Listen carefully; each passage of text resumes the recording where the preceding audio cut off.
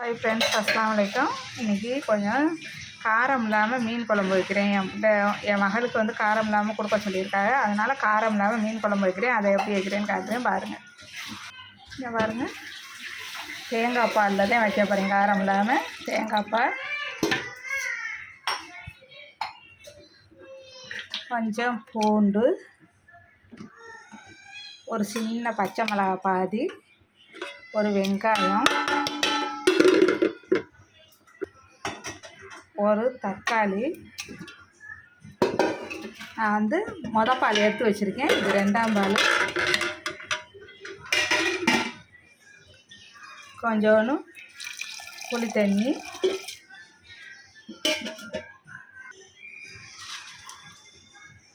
மிளகு 2 சேர்த்துக்குருவோம், ஜீரகம் 2 சேர்த்துக்குருவோம், வெந்தயம் 2 சேர்த்துக்குருவோம். இவ்வளவுதாங்க காரம். மஞ்சத்தூள் சேர்த்துக்குருவோம். கொஞ்சம் மஞ்சத்தூள் சேர்த்துக்கிடுவோம். கொஞ்சம் இதுக்கு தகுந்த உப்பு போட்டுக்கிட்டு கலக்கி கொடுத்துக்கிறேங்க. கலக்கி கொடுத்து இது கொதி வந்து இறக்க போகும்போது பாலை சேர்த்துக்கிடுவோம். மீன் சேர்த்துக்கிடுவோம். இங்கே பாருங்க, இது வெள்ளை கிழங்கா மீன் வாங்கினா வாழெல்லாம் வறுக்க வச்சுட்டோம். இது வந்து தலை பகுதியெல்லாம் போட்டு மண்டை பகுதியெல்லாம் போட்டு குழம்பு வைக்க போகிறேன். அதில் கொஞ்சோண்டு என் மகளுக்கு கொஞ்சோண்டு காரம் இல்லாமல் வைக்க போகிறேன். அடுப்பில் ஏற்றிட்டேங்க. இது கொதித்தவொடனே காட்டுறேன் பாருங்க. கிண்டி கொடுத்து பாருங்க, 2 மாங்காய் துண்டு போட்டிருக்கேன். பாருங்க, 2 மாங்காய் துண்டு. ஏன்னா பெரியவங்க சாப்பிட்றது தானே, அதனாலன்னு மாங்காய் துண்டு போட்டிருக்கேன். இங்கே பாருங்கள், இது வந்து காரம் இல்லாமல் சாப்பிட்றதுக்கு நம்ம மீன் குழம்பு வச்சோம்னா இதில் மிளகாத்தூள் மல்லித்தூள் தான் சேர்க்கலாம். மற்றதெல்லாம் முழுசாக சேர்த்துருக்கோம். ஜீரகம், மிளகு, வெந்தயம் எல்லாம் தாளிக்கவும் மாட்டோம். இதில் அப்படியே தேங்காய் பால் ஊற்றி இறக்கி கொத்தமல்லி கருவேப்பிலை இருந்தால் போட்டு அப்படியே இறக்கி வச்சிட்டோம்னா சாப்பிட்லாம். நல்லா இருக்கும். இந்த காரம் இல்லாமல் இந்த சாப்பிட்றவங்களுக்கு நல்லது. பாருங்க, கொதித்து வருது. கொதித்து வரட்டும்.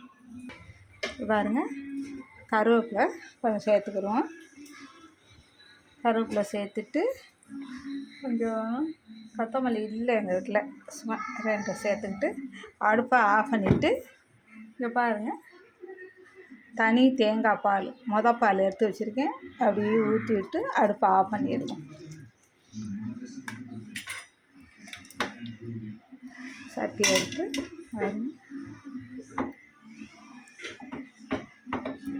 இந்த மாதிரி காரம் இல்லாமல் சாப்பிட்றவங்களுக்கு, பெரியவங்களுக்கெல்லாம் இந்த மாதிரி மீன் குழம்பு இந்த மாதிரி வச்சு கொடுத்தா நல்லாயிருக்கும். டேஸ்டியாகவும் இருக்குங்க. நான் டேஸ்ட்டு பார்த்துட்டு சொல்கிறேன். இங்கே பாருங்கள்,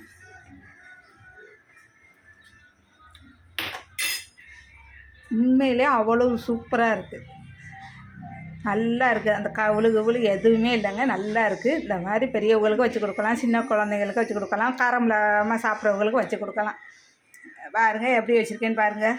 பார்த்துட்டு எப்படி இருந்துச்சுன்னு சொல்லுங்கள். நீங்களே இது மாதிரி செஞ்சு பாருங்கள். செஞ்சு பார்த்துட்டு எப்படி சாப்பிட்டு பார்த்துட்டு எப்படி இருந்து நான் செஞ்ச மெத்தட்லேயே செய்யுங்க. செஞ்சுட்டு சாப்பிட்டு பார்த்துட்டு எப்படி இருக்குன்னு சொல்லுங்கள். அஸ்ஸலாமு அலைக்கும்.